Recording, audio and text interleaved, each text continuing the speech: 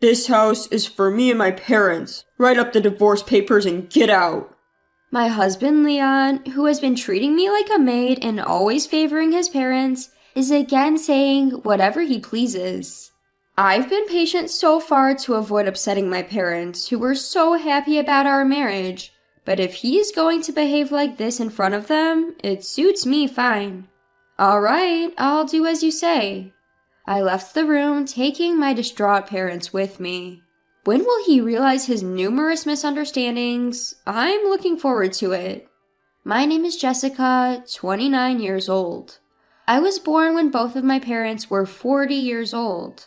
They wanted a child, but it didn't come easy, and infertility treatments were not as advanced as they are now, so they had a lot of distress. Just as they were about to give up on having a child, that's when I came into their lives, and even now my parents still talk about it joyfully. Being the long-awaited child, I was doted on immensely by my parents. Even when looking at my childhood photos, I can feel the love my parents had for me. Although my parents were not wealthy, they always celebrated events like my birthday, Easter, and my kindergarten graduation in a grand manner. They were also very supportive of my studies. If I said I wanted to learn English, they immediately enrolled me in an English conversation class, and they bought me a lot of books because I loved reading. They also said, "If it's something you need for your studies, just let us know and we'll get it for you." Looking back, I now realize that they must have struggled quite a bit to cover my education expenses, but they never showed it. They always treated me with smiles and celebrated greatly when I got good grades. As I grew older, sometimes my friends would mistake my parents for my grandparents, but I never minded. I met my now husband Leon at a matchmaking service. Leon, like me, was an only child with elderly parents, and our circumstances were similar. We had the same hobbies, and our conversations were lively. We dated smoothly and decided to get married. My loving parents were in tears at our wedding, blessing our marriage. At first, I was working after our marriage, but Leon proposed. We both have elderly parents. Of course, we don't feel dissatisfied about it, but wouldn't it be nice if they were younger? It's tough to raise a child in old age. We want to have children sooner, so can you quit your job and focus on raising a child? I loved my job, but what Leon said made sense.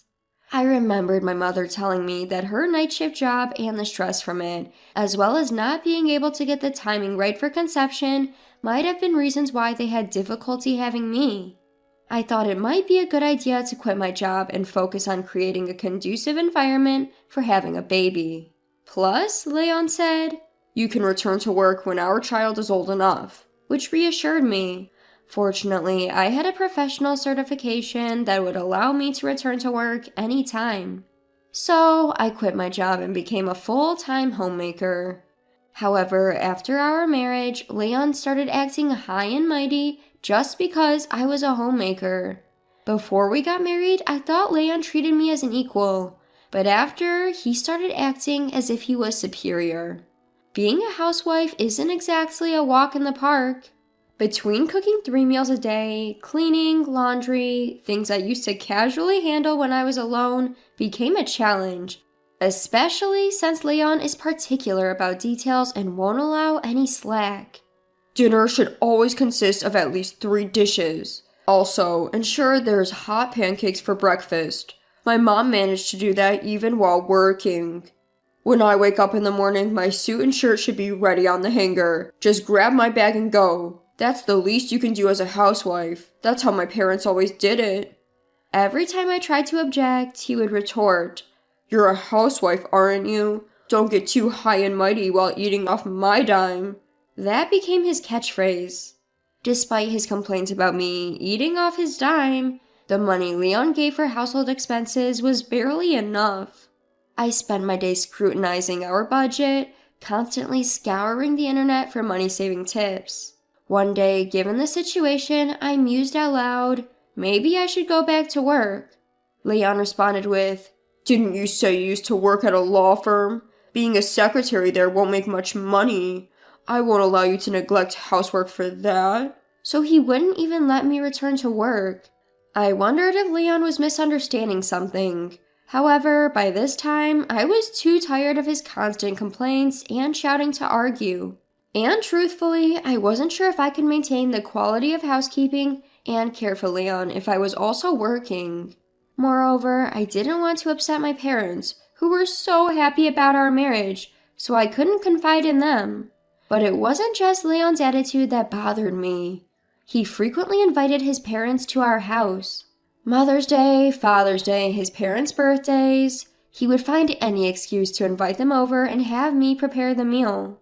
On these occasions, Leon would give me extra money, instructing me to buy some good fish or make a steak from premium beef. Every time we hosted his parents, Leon would give them gifts. His parents would eat and drink to their heart's content, treating our house as if it was their own, without thanking me, and then they'd leave. Once, I asked Leon, I think it's great that you honor your parents, and I don't oppose it, but can we also invite my parents occasionally? Leon immediately turned sour and snapped. Why would we do that? Understand this. I'm the one paying for the meals and gifts. Why should I spend money on your parents who aren't even blood related to me? He dismissed the suggestion. Resigned, I started secretly using my savings from before I was married to buy presents for my parents. Then one day, my parents contacted me looking troubled. They told me there was a fire in the apartment next to their house, and part of their home was burned down. Thankfully, they were unharmed, but the house required major repairs. They were temporarily living in a makeshift house. I decided to visit my parents. Even though they were going through a tough time, they welcomed me warmly. When my father gently asked, "Is your marriage going well?" a twinge of sadness hit me as I replied, "Yes, we're getting along all right."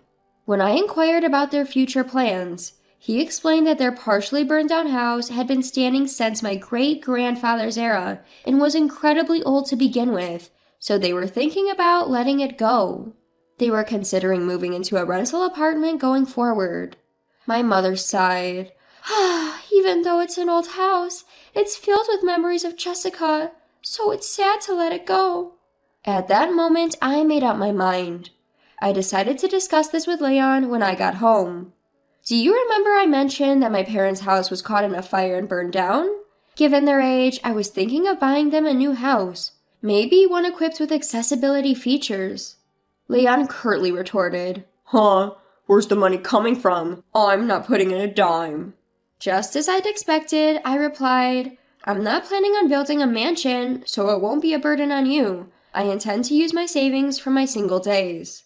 Leon pondered for a bit, then casually responded, Guess even a law firm clerk can save that much. Well, if you're not using my money, then it's fine. So I decided to give my parents a house. I felt it was high time I paid back their kindness. Several months later, Leon, I'm helping my parents move tomorrow, I told him. Leon replied, All right, I got it, but don't neglect your house chores, then retreated to the bedroom. The next day, I went to help my parents move. Unbeknownst to me, a group of individuals had begun tailing me at that point. We carried my parents' belongings into the house, and we were relaxing in the living room. We were all filled with joy at being together as a family after so long. But then Leon and my in-laws suddenly barged in. While we stared in bewilderment, Leon declared, From today, this is my house. I was taken aback by Leon's sudden appearance. Why are you here? When I asked this, he haughtily replied, I heard you were moving today, so I followed you. When I responded, What? My house? What are you talking about? I don't understand. Leon stated, I've been supporting you all this while. Just marrying someone as clueless as you is something you should be grateful for. My parents have always eaten your terrible cooking with patience. Now it's your turn to return the favor. What a repulsive man. As I stared at him in silence, Leon continued, I've canceled the lease on our apartment. Take your stuff and get out. At that moment, my confused father started to say, Leon, this house. But I stopped him from speaking. Strangely calm, a plan was taking shape in my mind. Instead of my father, I said, This house is our home, my parents and me. What are you talking about? When I relayed that, Leon replied laughing, "Don't you understand English? I'm saying the house you bought was my house all along. This is now my parents' house and mine. Oh, I also left divorce papers at home. You be sure to submit them." Ignoring my parents' attempts to speak, I told him, "All right, I will follow your instructions." Then I asked the movers to reload the truck we had just unloaded, instructing them on what to do. As this happened, another truck arrived, carrying Leon's and his parents' belongings. I reassured my unsettled parents by saying, "I will explain everything later. Just follow my instructions for now." We then left the house together. During our ride, I explained to my parents what was going on. "Listen, I've kept quiet about this until now." Once they heard everything, they understood and praised my actions. It reminded me of the joy I felt as a child when I was praised by my parents. A few weeks later, I got repeated calls from Leon. Reluctantly, I answered the phone. Without waiting for my hello, Leon shouted, "Hey, isn't this the house you bought? Someone just told me they're going to call the cops if I don't leave." "Yeah, that's correct. So when you said that house was ours, I was taken aback. That rental was your house, huh?" I replied, laughing. This made Leon absolutely livid.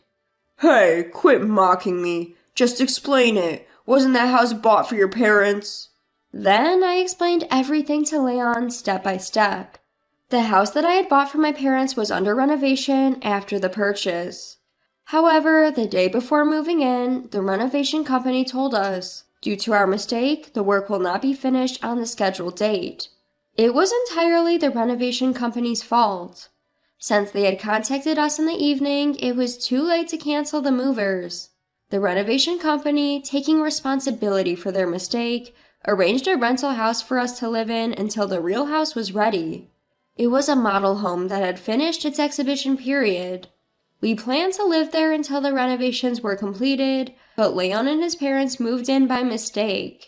When my parents tried to clarify, I decided to get revenge based on Leon's terrible misinterpretation. After that, I stored all of our belongings in a rented storage unit and lived in a hotel with my parents. Meanwhile, I submitted the divorce papers prepared by Leon as he had instructed, and that's how I got divorced from him. My parents told me you should have consulted us sooner. However, I think things turned out for the best. I was able to spend time with my parents and managed to divorce Leon. Now, I'm living with my parents in our newly renovated house. I've deliberately not shared our new address with Leon, so he has no idea where we live. Leon once asked me, "But how are you going to support yourself without me? You were just a stay-at-home wife, right?" With a sigh, I answered, "You know, I didn't expect you to be under this misconception for so long, but my profession is a lawyer, you know?" "Huh?" Leon seemed shocked and responded with a confused reply. When I first met Leon at a matchmaking service, he asked me what I did for a living. I told him that I worked at a law firm. He assumed I was a secretary. I let him believe that because when I'd previously mentioned being a lawyer, people often remarked how stuffy it sounded or how they didn't like being corrected based on the law. I hadn't imagined he'd continue to mistake me for a secretary after that. It showed how little interest he really had in me. I guess Leon wanted a housewife more than a partner. I think the reason he asked me to be a stay-at-home wife was just that. I bought the house with the savings I had from my time as a single lawyer. "If you explain that, well, we're married, so I should have a claim to the property." I responded, "The savings I had before marriage are mine, and they're not subject to property division.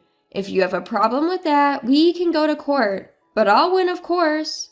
Hearing this, Leon fell silent on the other end of the phone. I ignored such remarks from Leon, saying, "Well then, goodbye. Be nice to your beloved parents." And with that, I hung up the phone. I heard about what happened next through a fellow attorney who used to be my colleague. Leon kept contacting me, unable to accept the situation, so I reluctantly decided to communicate with him through my attorney. Leon was insisting on me returning the money we had spent during our married life. However, after discussions through the lawyer, he understood that it was not feasible and seemed quite disappointed. That's expected. After all, I became a stay-at-home wife because Leon asked me to, and it's a husband's duty to provide for his family. I did everything that I should have as a homemaker, and I didn't fall short. Leon had terminated our apartment lease himself, leaving him with no place to stay. Currently, he has moved back into the small condo where his parents lived, and the three of them are living there, uncomfortably crammed into the small space. Leon had virtually no savings. He had a low salary, and yet, he made me stay at home, only gave me the bare minimum for living expenses, and spent the rest of the money on his hobbies and gifts for his parents. Despite this, Leon was starting to desire a larger house. He seemed to have come up with this plan when I mentioned to my parents that I wanted to buy a house. Needless to say, it failed spectacularly. Even if it weren't a temporary home, assuming that we would leave quietly is just stupid. It's pathetic to realize how naive my ex-husband was. Leon is now tired of caring for his parents in the cramped condo, and he has been pressing for reconciliation many times. Now that he knows I'm a lawyer, of course I've been ignoring him. I'm currently enjoying my time in my new house with my parents. At the moment, I'm not particularly keen on getting married again. However, a fellow attorney who I worked with during my divorce from Leon has been showing some interest. I am considering being a bit more positive about it, perhaps to give my beloved parents